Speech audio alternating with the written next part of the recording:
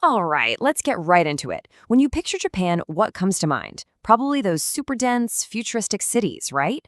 But what if I told you that hiding in plain sight, there's this massive, forgotten island that's, well, it's slowly emptying out? Today, we are talking about Shikoku. You know, if you look at a satellite photo of Japan at night, it's absolutely stunning. You see this incredible blazing corridor of light that stretches all the way from Tokyo down to Hiroshima. It's like one giant megacity.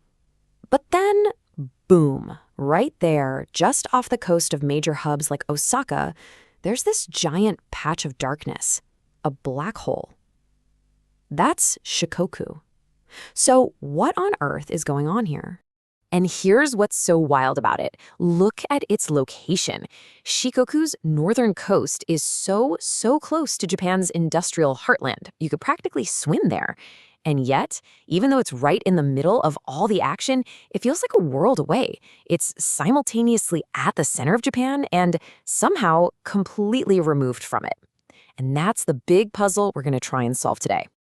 To really get to the bottom of this, we have to start with the land itself. Because in Japan, maybe more than anywhere else on Earth, geography is destiny. And for Shikoku, it seems like it was dealt a pretty tough hand right from the very beginning. You see, the most defining feature of Shikoku isn't actually what it has, but what it's missing. Unlike pretty much the rest of the famously volcanic Japanese islands, Shikoku has 0 active volcanoes.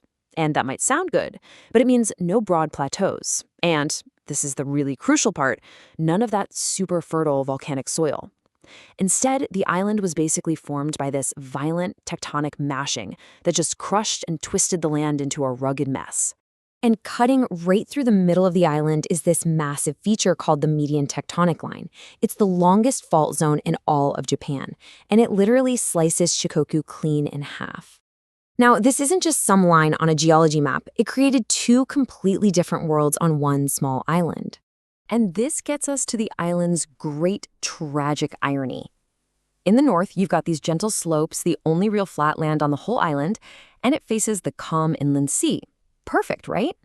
Except it gets almost no rain. It's in a constant state of drought. Okay, so you cross the mountains to the south, and you are in a totally different world.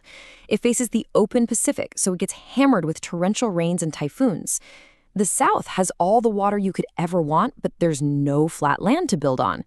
It's this perfect, cruel trap. You either have flat land with no water, or all the water in the world with no land. And what separates these 2 worlds? Well, the interior of the island is so mountainous, so incredibly rugged and impassable, that for centuries, people just called it the Tibet of Japan. It was this fortress of jagged peaks and deep valleys that was pretty much a blank spot on the map, keeping communities totally isolated from each other.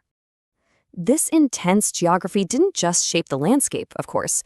It forged the very identity of Shikoku, giving it this really unique and often kind of dark role in Japan's history. So for hundreds of years, Shikoku basically wore 3 different hats. For the rulers back in Kyoto, its isolation made it the perfect political prison. They called it a beautiful cage for banished emperors and nobles. But for a famous monk named Kukai, that very same isolation made it a spiritual sanctuary, which is why he established the famous 80-temple pilgrimage there. And then, here's the kicker. That fierce, independent spirit that grew in the isolated southern part of the island, it helped to produce the very samurai who would overthrow the shogun and create modern Japan. Now, you'd think that helping kickstart a revolution would earn Shikoku a pretty important seat at the new table, right? Nope. The exact opposite happened. The new modern government needed flat land for factories and deep water ports for giant steel ships. Basically, everything Shikoku didn't have.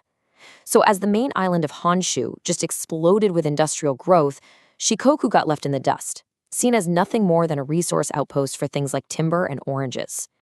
And that brings us into the 20th century and to this massive project that was supposed to finally pull Shikoku into the modern world. But as you're about to see, it ended up creating a whole new, kind of cruel irony for the island. So in 1988, the Great Seito Ohashi Bridge opened. It was this absolute marvel of engineering, connecting Shikoku to the mainland.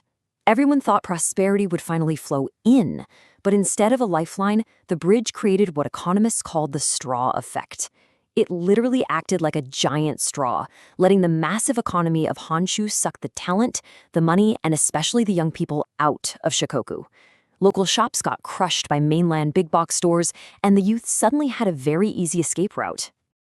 And if the bridge backfiring wasn't bad enough, it was compounded by what didn't get built. I mean, Japan is famous for its Shinkansen bullet train network, right? They're like the arteries of the entire economy. That network connects every other major island in Japan, except one. This glaring hole on the map is just such a stark, visual reminder of how cut off the island still is. So, what's the real-world result of all this? All this geographic bad luck and economic isolation? Well, the numbers tell a pretty scary story of an island caught in what you might call a demographic death spiral. Today, the entire island of Shikoku is home to just 3.6 million people.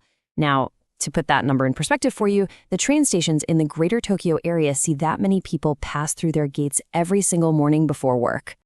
But what's really frightening isn't just the current number, it's the trend.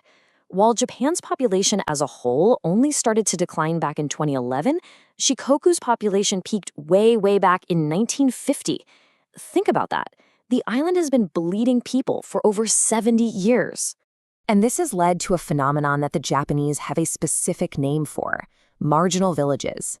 These are communities, especially in the rural south, that have become so old, we're talking over 40% of the residents being over 65, that they literally can't maintain basic functions anymore. They can't repair their own roads or clear snow in the winter. These towns are, quite literally, fading away. And this right here is why Shikoku's situation is being watched so closely in Tokyo. The government knows this isn't just some isolated regional problem. No, this is a preview. It's the canary in the coal mine for the demographic future of the entire country. The island is completely stuck in this vicious negative feedback loop. It goes like this.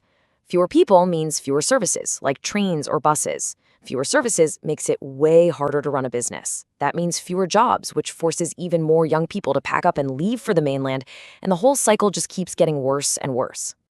Now, to be fair, the government is desperately trying to turn things around.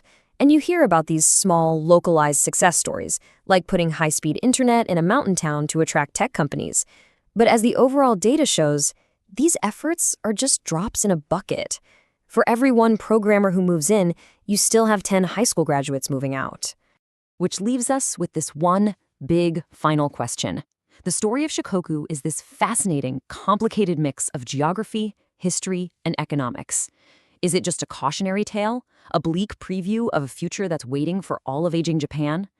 Or could this forgotten island, the one that's way ahead of the demographic curve, also become the very laboratory where Japan finally figures out how to build a totally new kind of future? I guess only time will tell.